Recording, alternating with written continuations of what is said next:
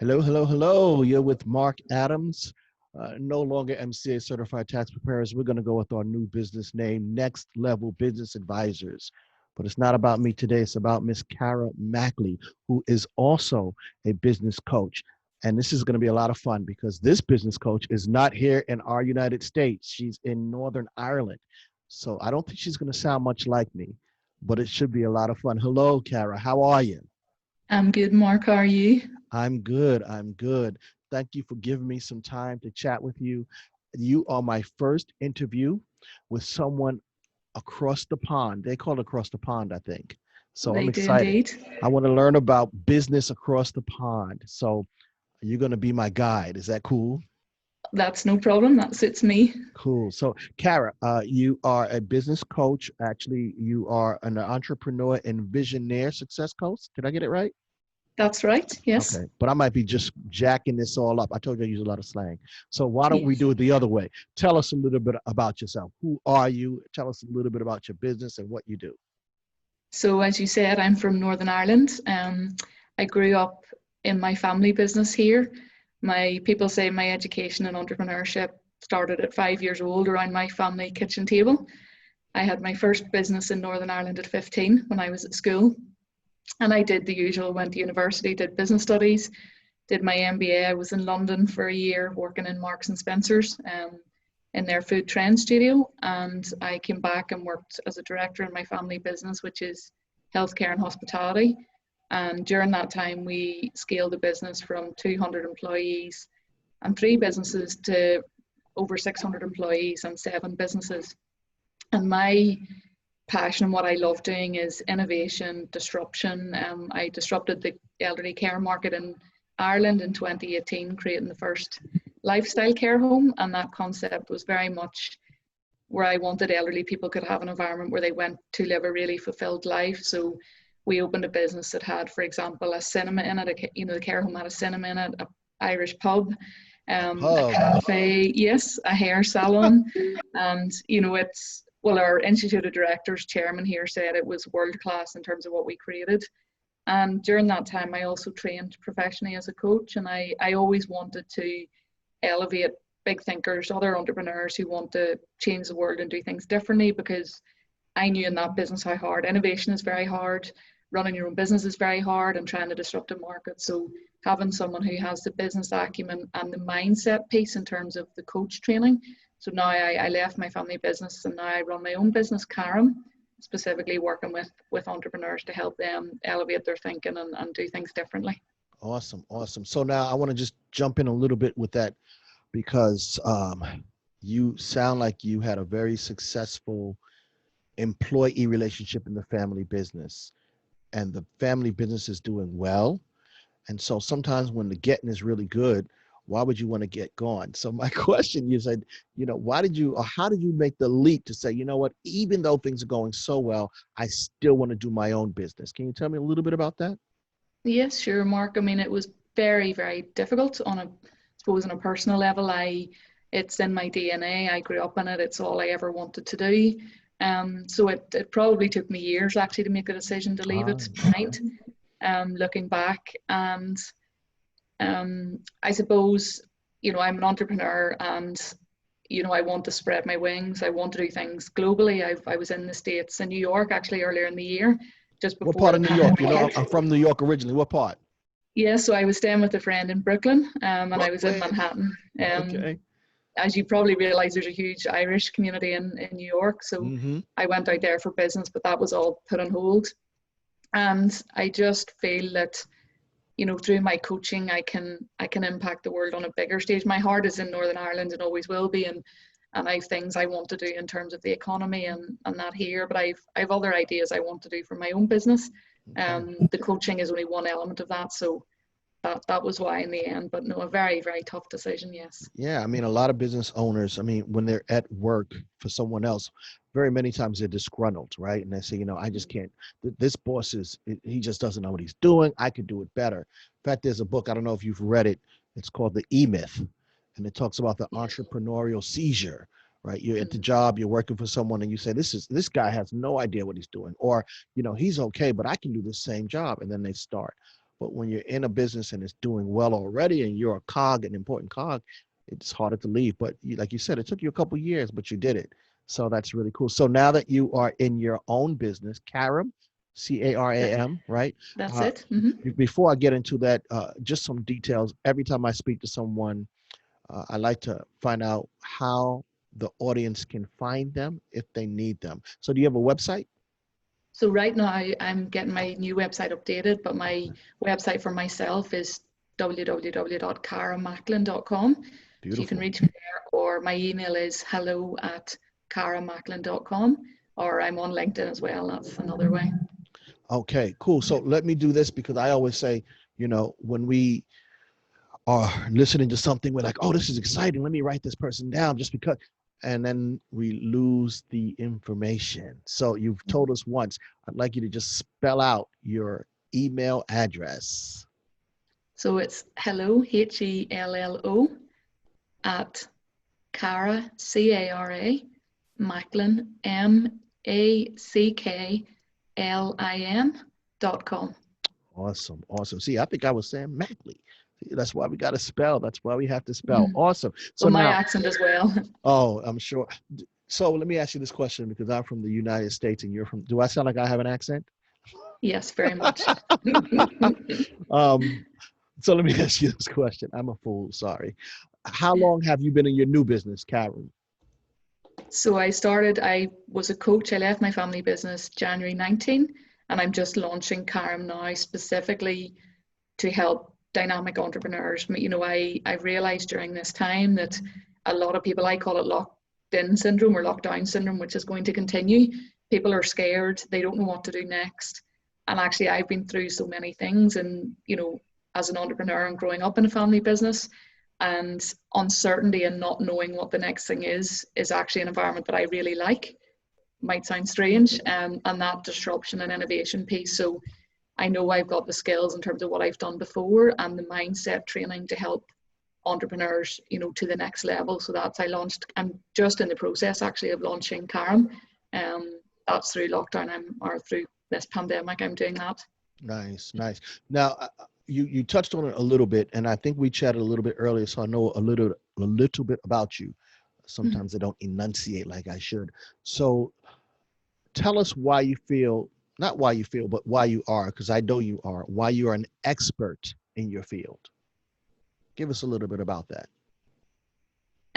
I think there's two reasons. One, I remember when I was younger, someone said to me, Cara, you can't buy experience. And I got very frustrated because I'm very ambitious and wanted to get on to the next level. But in reality is you can't buy experience. When you've got someone who's been there and done it before, and it's not that their way is always the right way, but at least they can help and guide you. I am very driven and ambitious, and particularly around development in yourself as a leader and in your business. I say to people, the financial return in your business never, ever outperforms the investment in yourself. Oh, I like that. Say that one more Period. time. Say that one So more time. the financial reward in your business, particularly as an entrepreneur, never, in my opinion, never outperforms the investment in yourself. I love that.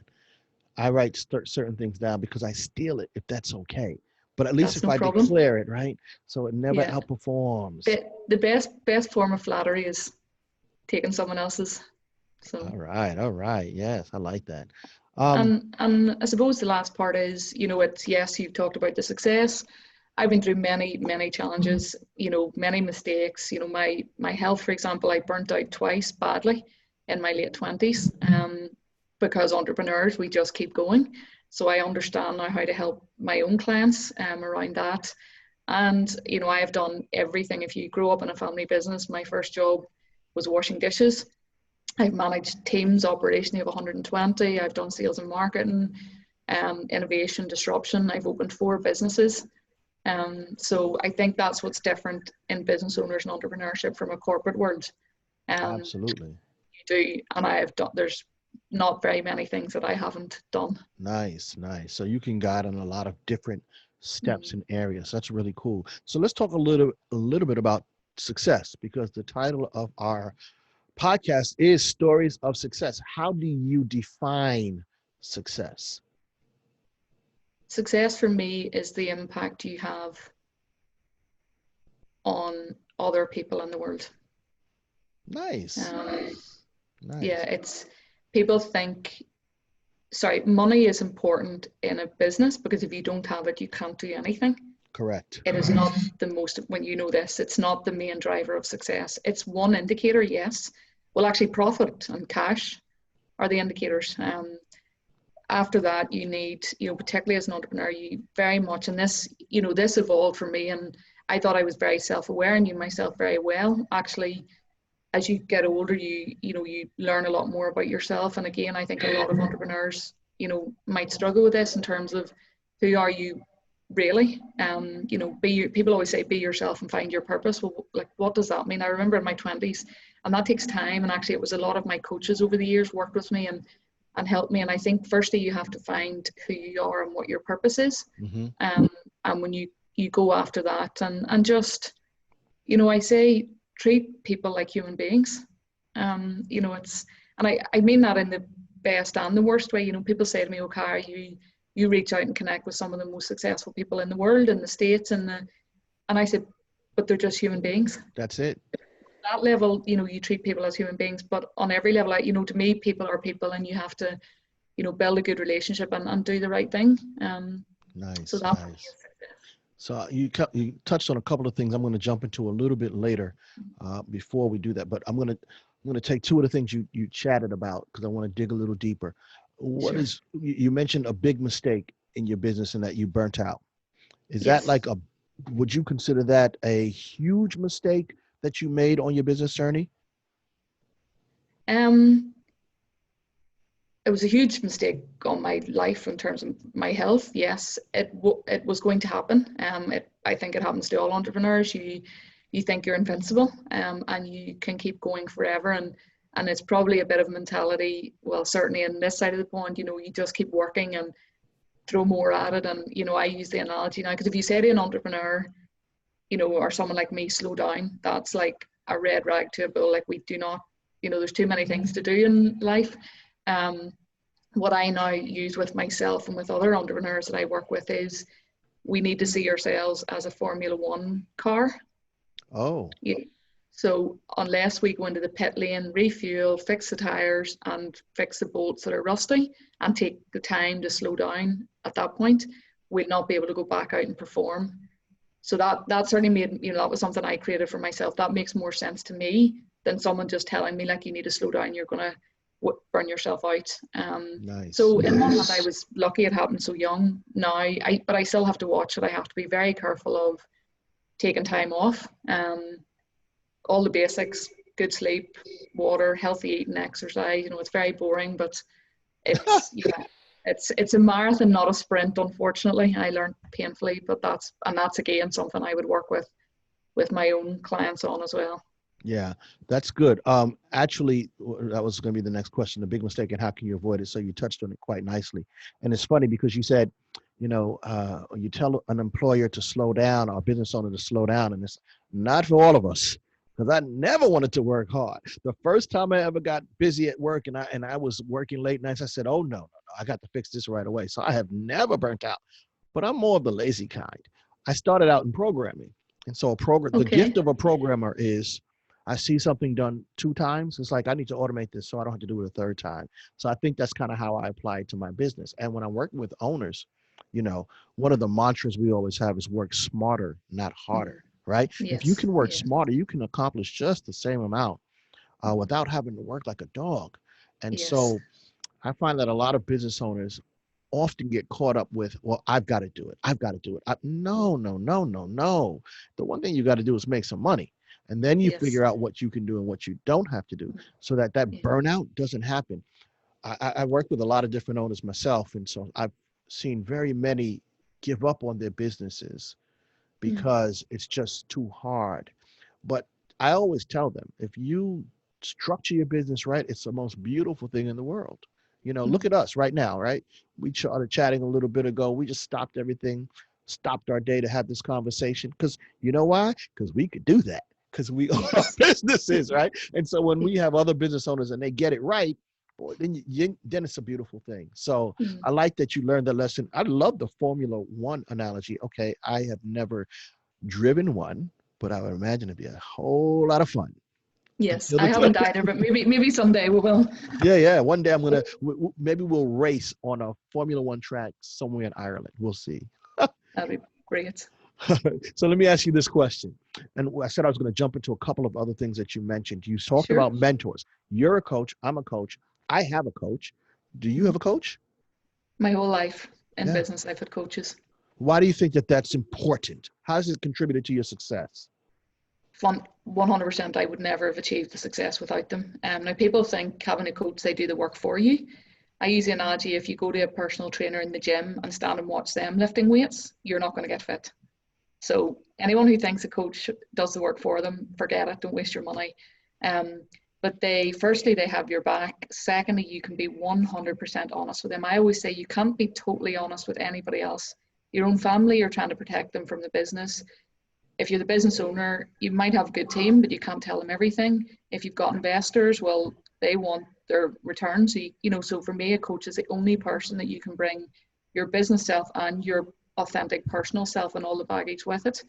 And they help you see things differently. That's why I love doing it. And slowing down your mind. I mean, one of the things I would have always been good at is taking time to think really strategically. I would be much more of a strategic entrepreneur and business owner. I'm not good at the day-to-day anymore. So that working on a business and taking an entrepreneur out of their business. I mean, I would always coach them if we're on Zoom. I do a lot of work on Zoom or online. Right. I get them out of their office, or if we're doing it face-to-face, we go somewhere else, because you need, to come up with the best ideas, and that's where I'm really passionate about innovation piece. You need space and time. If you think of Edison, Walt Disney, all the greats in the world, they took time, hours and hours of just sitting and thinking. And our best ideas, as we all know, in the shower, just when we're about to go to sleep, out for a walk. No one ever says, oh, I come up with great ideas while I was in work every day and doing things really quickly. Yeah. So that's the piece that I bring to the people I work with and people abroad. Beautiful, beautiful. It's funny because I call them epiphanies. And I was talking. I have a mastermind group that on Fridays. We call it Friday Focus Forum. So every Friday, a few of us get together and we just chat. And we had this interesting conversation. And I told them that I have what I call, and I made this word up, maybe it's called epiphanous moments. I usually get my epiphanies when I'm in the shower or when I'm walking my dog in the mornings. Yeah. And I was talking to a couple, and people are like, yeah, I'm the same thing, right when I'm going to bed. I said, what it is. And one of my owners, he said, that's not happenstance. There's a reason. He said, because that's when you're disconnected from work, and then you allow your mind to do other things. He said, typically when you're in the shower, it's just you and the water. And so you have these moments. But what's beautiful, like what you're mentioning, is when you have a good mentor, he's going to help you to locate your epiphanous time, as it were, and get those epiphanies. That's going to help you. And they're going to help you to stay accountable. So yes, it's a faster way to growth, I think. And it seems like, like you said, you've been doing it. You've been having coaches throughout your career, and they help you to make that push. So it's a wise investment. If you can do it that way, where you can get a coach. You don't have to figure everything out on your own, do you? No, You get and somebody to help you. entrepreneurship and owning a business is very lonely. That's the other thing that people think a coach or a mentor is there to fix someone. They're definitely not. I use the analogy of good to great. Richard Branson has coaches, Oprah Winfrey has coaching. The business world is a little bit behind. Athletes and sports people have had them their whole lives. Absolutely. And different coaches. Yes. For different times. And so it's, if you want to perform at an elite level, for me, you need coaches. Nice. So here's a weird question. What sport do you watch a lot? Growing up as a child, soccer. I knew you were going to say that. Yes, and then we would have Irish sports as well. That's a form of football, an Irish football, and rugby as well. So they would have been Cool. In the States, growing up, especially what I did, it was always basketball, basketball, Of basketball, course. basketball. And then we moved to football. So I think the greatest basketball player of all time, and sometimes when people hear this, we debate forever, but I still say Michael Jordan. And I'm so I watching always his say, program at the minute. yeah, yeah, right. I always say, Amazing. even Michael Jordan had a coach, Hmm. right? Even Hmm. Michael Jordan on his last day, on his last winning shot for the championship, when he pushed off of Brian Russell, there was a coach on the sideline that probably called in the play. We all need it. We all need it if we're going to get to the top of our game. Yes. If we want to be near the bottom or the middle, don't have a coach. So I really Yes. like that. Cool, cool. Now, if you were to, and you do this all the time, what's the first piece of advice you give to a brand new business owner? Oh, that's a good question. Ah, Let's really understand why they're doing the business. okay, okay. Um, and make sure, I mean, I see this all the time. People come up with great ideas. You need to make sure there's a problem and there's someone going to pay you for that problem, All right. Yeah, actually. So that's what so is the true. problem and who is going to pay you? Um, Nice. that's sounds so simple, but it's not easy Yeah, to get to that. it'd be really cool if we could just come up with an idea. I want to make sock holders, and someone, and all of a sudden Yes. we made $1 million. It doesn't really work that way, right? Sock No. holders. That's okay. That's what my feet are for. So I get you. I get you. That's a nice piece of advice, and I like the other one. Why you started your business? I often talk about knowing your why, Mm. right? Like, don't just everyone starts their business for something. And to me, that's what their idea of their vision of success is, right? Whatever you started, whatever it is, I want more time with my children. Then that's your Mm. vision of success. But clearly Yes. understanding your vision of success is what's going to help you to work toward those goals. So I like that piece of Mm. advice. So I'm going to give you one final question. I call it the bonus question. Are you ready? This one's Sure. crazy. So every week I Mm. said we have a weekly mastermind session. We call it our Friday Focus Forum. And the way we kind of do it is we get together and we pick a topic and we vibe on that topic for a few minutes and then we talk about our goals. So the topic that we vibe on, I ask my guest, whoever I'm interviewing this week, to vibe on that topic. Give me a Sure. few, let me get your thoughts. So last week we had, this is our topic. Accounting is the language of business. Accounting is a language of business. When you hear that statement, do you agree or disagree? And if so or not, why? It's a great question. Um, I'm going to agree and disagree, and I'll tell you Okay. why. I'm going to agree because I think your accounting and the numbers give you a very good indication of the health of your business to start out with. And I'm going to disagree because it's only the very first level of the language of a business. Okay. So So some so people dig deeper think for that, us. yeah, so that's the front cover for me. So you'll know from the front cover how good or bad the book's going to be. Um, Too many people use that only. I see it, one of my dreams in life is to be a angel investor, and I see a lot of finance people, a lot of senior business people, and they spend a lot of the effort on the numbers of the health of a business. There is an awful lot more: the people, the culture, the mindset, actually, which is the culture. There's so many more things that tell you. I mean, I could walk into most businesses and I could tell you how healthy they are by just Nice. walking in and walking around them, and how you feel in them, and how there'd be an energy about it or there wouldn't. Right. Um, Very cool. I like that. You made me wander in my mind for a moment because you said something. Have you ever seen the TV show? Did I watch a lot of TV in Ireland? I watch too much TV. There's a TV show called The Prophet. It's a man by the name of Marcus okay, Lemonis. He's like an angel investor, but a little bit different. He helps okay, business owners out who are struggling. They might be a successful business, but he actually puts his own money in it. And he always uses those three words, which made me wonder. People, promise, product. Those, no, okay, not, that's wrong. People, process, product. Those three okay. things are important to have a successful business. Learned a lot from that. So you just made me, you hit on those same things. So telling the story of your business is not just looking at your numbers. You can also you can look in, if there's 15 employees, I guess, and they're all hanging their head down, you might not have a good culture. And it might translate to numbers, because when you look at your books, you might not be profitable. But yeah, it's like you said, I like that. It's like the front cover. Maybe it's a couple of chapters, but there's more to a business. So that's a really nice piece. Thank you for vibing with us on that. No So, problem. Cara, I appreciate your time. I like the gems you dropped. I will not forget the one that you gave me. Financial reward in business never outperforms personal investment. Did I get that right? Yeah, in the leader, Close certainly, enough. yes. Close enough. Yeah, I yeah. love it. I love it.